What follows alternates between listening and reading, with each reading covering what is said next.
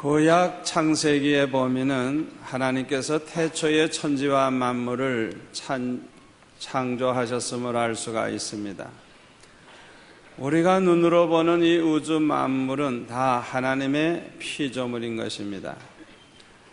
그런데 하나님께서 만드신 피조물 중에 사람이 가장 걸작품으로 만들어졌습니다. 그래서 오늘 본문에 보면은 다윗은 이렇게 말합니다.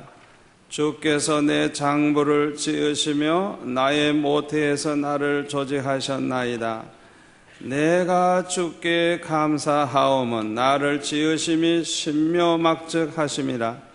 주의 행사가 기이함을 내 영혼이 잘 아나이다. 그래서 여기 신묘막측하다고 하는 이 말은 감히 헤아릴 수 없을 만큼 아주 신기하고 오묘하다는 것입니다. 하나님이 만드신 이 몸뚱아리를 아무리 봐도 너무너무 신기하고 너무너무 오묘하다고 하는 말인 것입니다.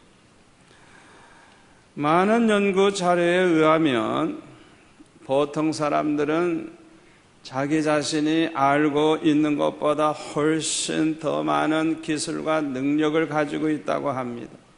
적어도 500개 내지 700개의 기술과 그런 능력을 가지고 있다고 하는 것입니다. 그걸 자기 자신이 모르고 있을 뿐이지 누구나 다 하나님이 그렇게 사람을 만들어 주셨다고 하는 것입니다. 우리의 이 뇌는 100억이 아니고 100조의 사실을 저장할 수가 있고, 우리의 마음은 이 소화기관이 작동되기 위해서 1초에 1만 5천 개의 결정을 내릴 수 있다고 합니다. 우리의 이 코는 1만 가지 이상의 냄새를 맡을 수가 있고, 우리의 감각으로는 2만 5천 인치분의 1의 물건을 인식할 수 있다고 하는 것입니다. 그야말로 하나님의 신묘막측한 특별한 예술 작품인 것입니다. 그런데 놀라운 것은요, 하나님이 참 만드신 인간이 이 땅에 60억, 70억이나 되지만은 똑같은 사람은 하나도 없는 것입니다. 다시 말하면 하나님은 우리를 만드실 때 이 세상에 하나밖에 없는 맞춤형 진품, 명품으로 만드신 것입니다. 쌍둥이도 자세히 보면은 외모에도 다름이 있지만은 다른 점이 얼마나 많은지 몰라요. 그러므로 저와 여러분은 그저 한 사람 한 사람이 모두가 다 이 세상에 하나밖에 없는 하나님이 특별히 만드신 하나님의 예술 작품인 것입니다. 그런데 본문 16절에 보면 다윗이 또 이렇게 말을 합니다. 내 형질이 이루기 전에 주의 눈이 보셨으며 나를 위하여 정한 날이 하나도 되기 전에 주의 책에 다 기록이 되었나이다. 하나님이여 주의 생각이 내게 어찌 그리 보배로우신지요 그 수가 어찌 그리 많으신지요 내가 세려고 할지라도 그 수가 모래보다 많도소이다. 내가 깰 때에도 오히려 주와 함께 있나이다. 이렇게 고백을 하고 있습니다. 다시 말하면 건축하는 사람이 건물을 짓기 전에 목적과 용도에 따라서 계획을 하고 그 다음에 설계를 만들고 그리고 나서 건축을 하는 것처럼 하나님께서도 우리를 만드실 때에 하나님의 목적과 계획에 따라서 특별한 재능을 주시고 독특한 모양으로 각 사람을 만드셨다고 하는 것입니다. 우리 하나님은 전지전능하십니다. 우리 하나님은 완전하신 분입니다. 그러므로 하나님께서 하시는 일은 어떤 일이든지 실수하시는 법이 없어요. 또 우리 하나님이 하시는 일에는 낭비하는 법이 없어요. 에베소서 2장 10절에 보면 우리는 그의 만드신 바라 그리스도 예수 안에서 선한 일을 위하여 지으심을 받은 자니. 여기 보면은 하나님이 저와 여러분을 만드셨는데 선한 일을 위해서 만드셨다, 그렇게 말씀하고 있습니다. 이 선한 일은 한마디로 말해서 하나님께 영광 돌리는 일을 가리키는 것. 또 구체적으로 말하면 하나님을 섬기는 일, 또 다른 사람들을 섬기는 일, 다른 사람들을 돕고 그 사람의 필요를 채워주고 어려운 사람 도와주는 이런 섬기는 일, 좋은 일을 가리키는 것입니다.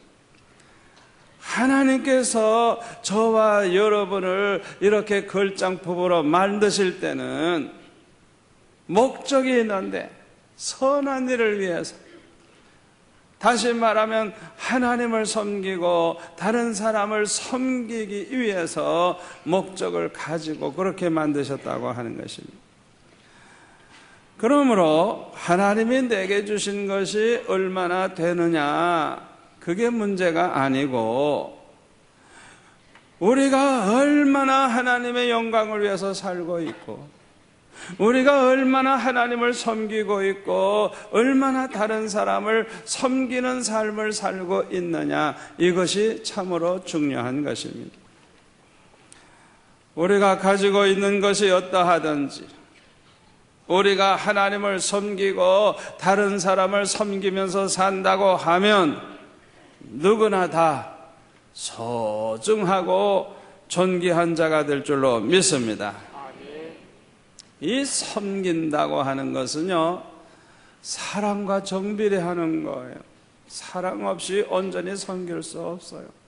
또 이렇게 섬긴다고 하는 것이 이게 얼마나 큰 사랑인지 몰라요. 그러므로 섬김이 있는 곳에 사랑이 있고 사랑이 있는 곳에 섬김이 있거든요. 이 섬김이 있는 곳에는 기쁨이 있고 행복이 있습니다.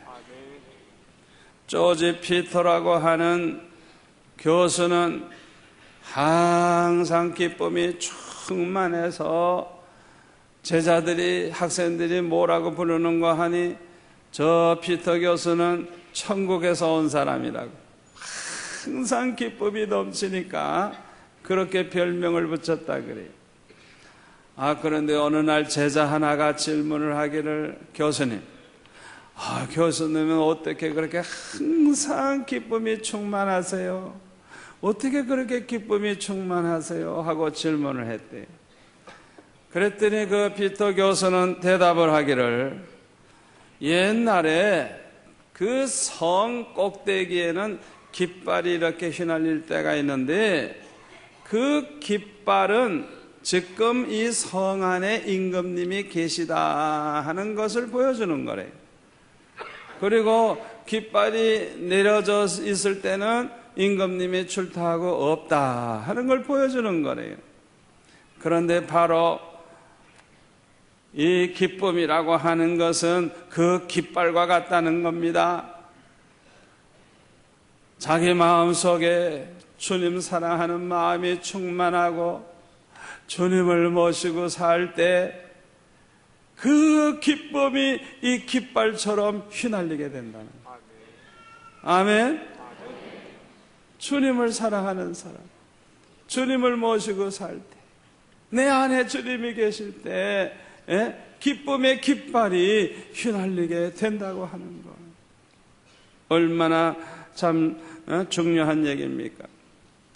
이 피터 교수는 이런 말을 얘기했어요. 기뻐서 사랑하게 되는 게 아니고 사랑하기 때문에 기쁨이 생기는 것이라. 아멘. 주님을 사랑하고 주님을 섬기는 자에게는 항상 기쁨이 넘치게 될 줄로 믿습니다. 우리가 서로 사랑하고 서로 섬기면서 살면요, 이 세상은 정말 좋은 세상 됩니다. 행복한 그런 세상이 돼요. 영국의 한 시골에서 부잣집 아들 하나가 연못에서 수영을 하다가 빠져 죽게 되었어요.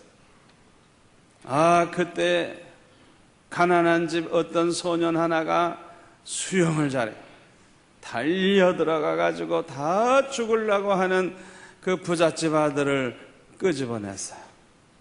얼마나 감사해요. 그래서 이 두 사람은 아주 좋은 친구가 됐어요. 어느 날 부잣집 아들이 이 가난한 집 아들에게 질문을 합니다. 야, 친구, 너 소원이 뭐니? 너 소원 한 가지만 얘기해봐라 하고 물었어요. 그랬더니 이 가난한 집 아들이 대답하기를, 내 꿈, 내 소원, 나는 런던에 가서 의학 공부해서 의사 되는 게 내 꿈이야. 그렇게 대답을 했어요. 그 말을 이 부잣집 아들이 자기 아버지에게 이야기를 했어요. 자기를 물에 빠져 죽을 뻔한 걸 구원해준 그 친구가 너무너무 가난한데 소원이 있대요. 런던에 가서 의학 공부해서 의사 되는 게 소원이래요. 아버지 좀 도와주세요. 그랬더니 그 아버지가 부자니까 유학을 보내가지고 공부를 시켰어요. 그래서 아주 런던에서 유명한 의사가 되는데 그가 바로 플레밍이라고 하는 유명한 의사예요. 이 플레밍이 페니실린을 발견하고 많은 환자들을 살려내게 되었어요. 그런데 그때 그 부잣집 아들 그 친구가 폐렴에 걸려가지고 다 죽어간다고 하는 소식을 듣게 됐어요. 만사를 제쳐놓고 페니실린을 들고 그 친구에게 가서 살려냈어요. 그 부잣집 아들이 누구냐?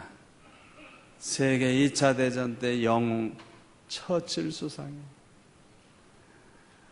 우리가 항상 서로 섬기고 서로 도우면서 살다가 보면 이 세상은 너무 좋은 세상 되는 것. 아멘. 그 사람이 내 도움이 필요할 때 내가 돕고 내가 도움이 필요할 때 날 도와주고 서로 우리가 섬기면서 도우면서 살면 기쁨이 있고 행복이 있고 좋은 세상이 되는 줄로 믿습니다. 우리가 기쁨을 잃어버리고 불행하게 되는 이유가 뭔 줄 압니까? 이기심의 눈이 어두워가지고요. 자기 생각만 하는 거예요. 남 생각 안 하는 거예요. 섬길 줄을 몰라요. 내 옆에 사람이 굶어 죽어도 어려움 당해도 넌 너고 난 나다. 난 어려움 없나? 이래가지고 자기 생각만 하는 거예요. 오히려 누가 날 도와주지 않나? 누가 날 섬기지 않나? 오히려 섬김을 받을 생각만 하고 남은 섬겨줄 생각을 하지 않는 거예요. 여러분이 이기심에 사로잡히면요 눈이 어두워져요. 이기심에 사로잡히면요 사람이 악해져요. 자기밖에 몰라요. 그렇기 때문에 이런 사람에게는 기쁨이 없고 행복이 없는 것입니다. 가룟 유다는 예수님의 제자가 됐어요. 나를 쫓아라 하셨을 때 모든 걸 다 버리고 주님을 쫓은 사람입니다. 3년 반 동안 예수님을 따라다녔어요. 제자들을 둘씩 전도하러 보낼 때 분명히 가룟 유다도 전도하러 갔었을 거예요. 성경에 보면 귀신을 쫓아내고 병을 고치고 복음을 전하게 했는데 11제자만 했다는 말 없어요. 12명이 다 했어요. 겉으로 볼 때는 제자 노릇을 잘했어요. 그러나 그 마음속에는 항상 이기심이 있었어요. 이기심. 자기 생각밖에 안 하는 거예요. 그러니까 예수님과 제자들이 쓰는 그 돈주머니를 맡아가지고 계속 도둑질해 가는 거예요. 성경에 보니까 도둑놈이라 그래요. 도둑놈. 예? 자기가 좀 대접도 하고 자기가 좀 모자라면 집어넣을 생각은 안 하고 자기 생각만 하고 그걸 빼돌린 거예요. 이기심의 눈이 어두운 거예요. 그러니까 그 속에는 악한 마음이 있어가지고 예수님을 넘겨줄게 나에게 얼마 줄래? 그래가지고 은 30냥 받잖아요. 세상에 그런 악독한 인간이 어디 있어요? 3년 반 동안 모셨는데, 더 놀라운 것은요, 3년 반 동안 예수님의 그 귀한 말씀을 다 들었고 3년 반 동안 예수님 따라다니면서 기적이 일어나는 거 다 봤어요. 그러면서도 예수님이 메시아라는 걸 모르는 거예요. 예수님이 누군지 몰라서 완전히 캄캄했어. 완전히 영적 소경이에요. 왜 그렇게 소경이 되는 줄 알아요? 이기심에 눈이 어두워지면 그렇게 되는 거예요. 사랑하는 성도 여러분, 이기심을 버리시기를 바랍니다. 다른 사람을 섬기면서 사시기를 바랍니다. 우리의 도움을 요청하는 그 외침에 민감한 성도들 되시기를 바랍니다. 그래서 항상 내 도움이 필요한 사람이 누군가, 내가 도와야 할 사람이 누군가, 내가 섬겨야 될 사람이 누군가 항상 살펴서 내가 받은 은사를 그 좋은 일에 사용하면서 살아갈 수 있기를 바랍니다. 우리 하나님은요, 각 사람에게 영적 은사를 주셨어요. 로마서 12장 6절에 보면 우리에게 주신 은혜대로 받은 은사가 각각 다르니 혹 예언이면 믿음의 분수대로, 혹 섬기는 일이면 섬기는 일로, 혹 가르치는 자면 가르치는 일로, 혹 권위하는 자면 권위하는 일로, 구제하는 자는 성실함으로, 다스리는 자는 부지런함으로, 공휴를 베푸는 자는 즐거움으로 할 것이니라. 이 외에도 아주 성경 여러 곳에 하나님이 주신 영적 은사를 소개하고 있습니다. 이 은사는요, 하나님을 섬기기 위해서 모든 성도들에게만 주신 특별한 능력입니다. 이 은사는 내 노력으로 얻어지는 게 아니에요. 하나님이 주셔서 받게 되는 하나님의 선물입니다. 에베소서 4장 7절에 보면 우리 각 사람에게 그리스도의 선물의 분량대로 은혜를 주셨나니. 선물이야, 선물.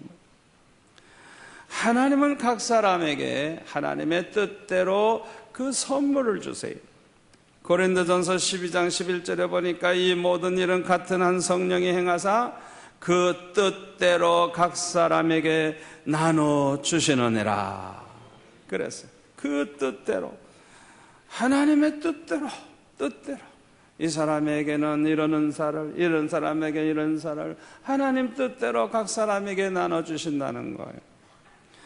이 은사는 교회를 돕는 도구로 하나님이 주신 것입니다. 그래서 모든 성도들은 각자가 받은 그 은사를 가지고 우리가 교회를 위해서 열심히 섬기며 사용해야 되는 것입니다.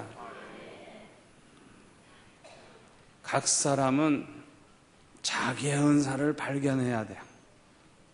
하나님이 내게 주신 은사가 뭘까? 그리고 그 은사를 자꾸 발전시키고 그 은사를 잘 사용해서 많은 사람을 돕고 교회를 유익하게 하고 하나님께 영광 돌려야 될 줄로 믿습니다. 우리 하나님은 각 사람에게 마음을 또한 주셨어요. 신명기 11장 13절에 보면 너의 하나님 여호와를 사랑하여 마음을 다하고 성품을 다하여 섬기면 축복하시겠다고 말씀을 하고 있어요. 마음을 다하여. 우리의 이 마음, 우리 마음 속에 어떤 희망을 가지고 있느냐, 어떤 관심을 가지고 있느냐, 얼마나 열정을 가지고 있느냐에 따라서 이 마음이 달라지죠. 우리가 물가에 가서 이렇게 들여다보면 자기 얼굴 모습을 보게 되죠.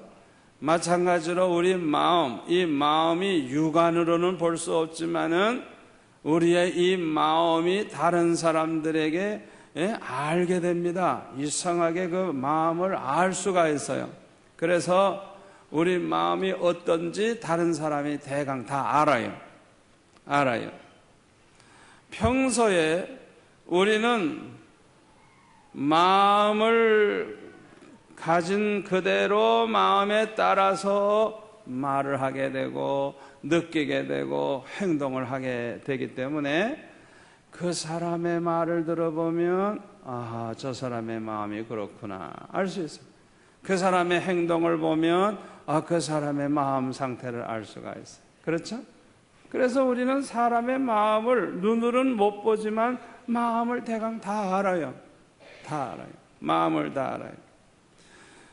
하나님은 우리에게 그런 마음을 주셨는데 우리가 언제나 하나님을 기쁘시게 하고 하나님을 섬기고 모든 사람을 섬기는 그런 마음을 가진다고 하면 우리 하나님이 기뻐하시고 축복하실 줄 믿습니다.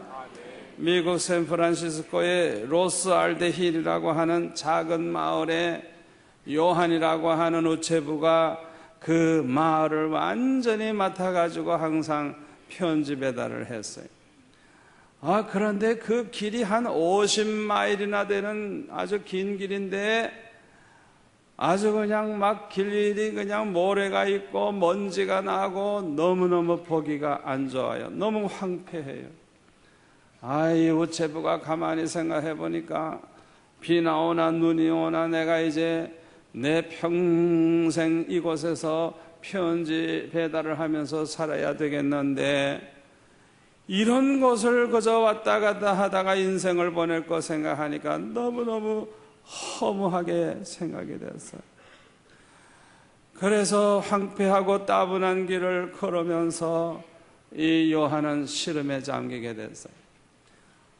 그러다가 갑자기 무릎을 탁 치면서 혼자말로 중얼거리기를 어차피 해야 할 일이라면 좋은 마음으로 일을 해야지. 아름답지 않다면 아름답게 만들면 되지. 그런 마음을 가졌어. 그래가지고 그 다음부터는 이 우체부가 호주머니에다가 꽃씨를 이렇게 한 봉지씩 호주머니에 넣고 다니면서 편지 배달하러 오고 갈 때마다 길에다가 자꾸 꽃씨를 뿌리기 시작을 했어요. 항상 호주머니에 꽃씨를 가지고 다니는 거예요. 한 달, 두 달 지나가니까 그냥 양쪽 길에 그냥 붉은 꽃, 푸른 꽃, 노란 꽃, 흰 꽃, 그냥 사철, 그냥 항상 꽃이 그냥 펴 있는 거예요. 그래서 그 아름다운 거리를 콧노래를 부르면서 그렇게 편지 배달을 했다는 거예요. 이 사람의 이 마음, 요거 한번 조금만 생각을 좀 바꾸면 얼마나 좋은 세상이 되는지 몰라요. 아멘. 우리가 조금만 힘들어도 뭔가 수고할 마음, 섬기는 마음만 가지면 얼마나 좋은 일이 많이 생기는지 몰라요. 일본의 유명한 암 전문가인 구로카와 토시오라고 하는 그런 의사가 있는데 이분의 그 특별한 습관이 있는데 항상 호주머니에다 이렇게 손을 넣고 다닌대요. 손을 넣고 강의를 할 때도 그렇고 길을 갈 때도 그렇고 그 환자를 회진할 때도 그렇고 늘 주머니에 손을 넣고 다닌대요. 겨울에는 이 호주머니 안에다가 따끈한 물주머니를 집어넣어 가지고 그 뜨끈뜨끈한 물주머니를 또 이렇게 손으로 만지면서 그렇게 늘 보낸대요. 그러니까 어느 날 학생 하나가 질문을 했대요. 교수님은 왜 그렇게 호주머니에 항상 손을 넣고 다니십니까? 질문을 했대요. 너무 이상했어요. 그때 대답하기를 내가 돌보는 환자는 거의 다가 암 환자인데 이 의사가 손이 따뜻해야 정확한 진단을 한다는 거예요. 물론 손이 차가워도 진단을 할 수 있겠지만은 이 따뜻한 손이 환자에게 이렇게 접할 때 그 마음이 따뜻해진다는 것. 동시에 아주 병을 이겨내겠다는 희망이 막 생겨난다는 것. 그 의사의 손이 따뜻할 때. 그러니까 자기가 맡은 환자들은 거의 다 암 환자니까 얼마나 죽음의 공포에 사로잡혀 있고 얼마나 절망적이에요. 그러니까 이 의사는 그들을 위해서 그렇게 손을 항상 따뜻하게 하기 위해서 호주머니에 손을 넣고 다녔다는 거예요. 그 마음, 환자들을 섬기는 그 마음 얼마나 아름다워요. 이와 같이 저와 여러분이 하나님이 어떤 마음을 주셨든지 간에 하나님을 섬기고 다른 사람을 섬기고자 하는 그런 마음만 갖는다고 하면 정말 아름답고 귀한 마음이 될 줄로 믿습니다. 하나님은 각 사람에게 능력을 또한 주셨어요. 그래서 모든 사람은 태어날 때부터 천부적인 재능을 가지고 있습니다. 어떤 사람은요 아주 그냥 말을 잘해, 어떤 사람은 노래를 그렇게 잘해, 어떤 사람은 운동을 잘해, 어떤 사람은 뭐 기계를 너무너무 잘 만져, 어떤 사람은 그냥 돈 버는 재주가 있어. 돈 버는 재주. 다 하나님이 주신 거예요. 베드로전서 4장 10절에 보면 각각 은사를 받은 대로 하나님의 각양 은혜를 맡은 선한 청지기같이 서로 봉사하라. 하나님께서 우리에게 어떤 능력을 주셨든지 간에 하나님이 주신 그 능력을 가지고 서로 봉사하라, 섬기면서 살라고 하시는 말씀이에요. 하나님은 각 사람에게 성격을 또한 주셨어요. 우리 하나님은 아주 다양한 것을 좋아하시는 분입니다. 그렇기 때문에요 하나님은 그냥 각 사람에게 성격을 똑같이 만들지 않고 각 사람에게 독특한 성격을 주시고 특성을 주셨어요. 예수님의 12제자도 보면요 성격이 다 달라요. 다 달라요. 왜 그렇게 하나님이 하실까요? 하나님의 일에는 다양한 사람들이 다 필요하기 때문에 그래요. 자, 예를 들어 볼까요? 우리가 이제 전도하는 은사를 받았어요. 그냥 전도들을 잘해요. 그런데 전도를 하는데요 성격에 따라서 전도하는 방법이 달라지는 거예요. 똑같이 전도는 하는데 아주 내성적인 사람은 그 내성적인 성품에 의해서 전도하는 방법이 달라지고, 또 외향적인 사람은 또 그 성격에 의해서 전도하는 방법이 달라지고, 전도의 은사는 똑같은데 그 모든 나타나는 방법은 달라지는 거예요. 그러니까 이 세상에 많은 사람이 있으니까, 별별 사람이 다 있으니까 그 은사도 성격에 따라서 다르게 나타날 때 더 효과가 있는 거예요. 하나님이 필요해서 이렇게 다양한 성격을 주신 줄로 믿습니다. 하나님은 각 사람에게 또 경험을 하게 하십니다. 이 경험을 통해서 지금의 내 모습이 이렇게 만들어져 있는 것입니다. 어렸을 때부터 이 가정에서의 경험, 그거 굉장히 중요해요.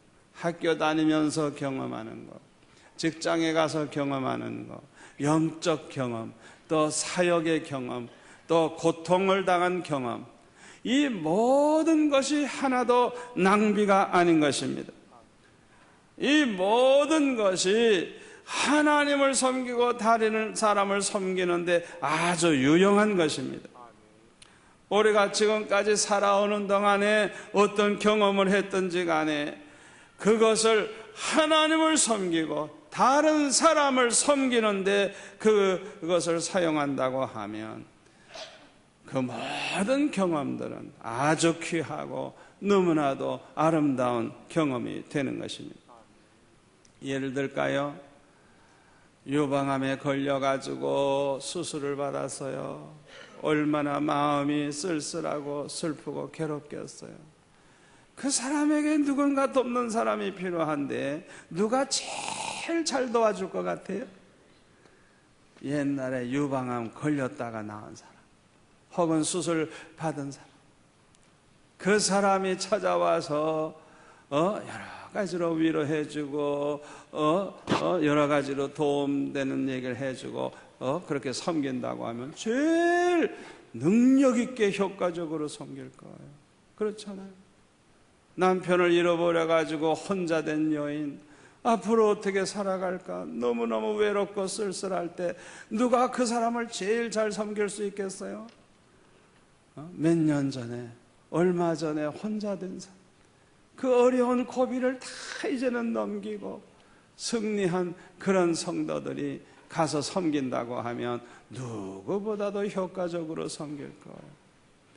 저와 여러분이 지금까지 살아오시는 동안에 어떤 경험을 하셨든지 간에 그 경험을 가지고 하나님을 섬기고 다른 사람을 섬기는 데 쓴다고 하면 그 모든 경험 하나하나가 아주 효과적으로 좋은 성과를 얻는 그런 보배가 될 줄로 믿습니다. 하나님은 우리를 선한 일을 위해서 지으셨습니다. 하나님 영광 위해서 다른 사람을 섬기고 하나님을 섬기는 삶을 살게 하기 위해서 하나님이 지으셨어요. 우리가 섬김을 실천하면서 살아갈 때 기쁨이 있습니다. 섬기면서 살면 행복한 세상 됩니다. 아멘. 하나님이 우리를 만드신 그 목적에 따라서 저와 여러분 모두가 다 섬기는 자가 되시기를 축원합니다.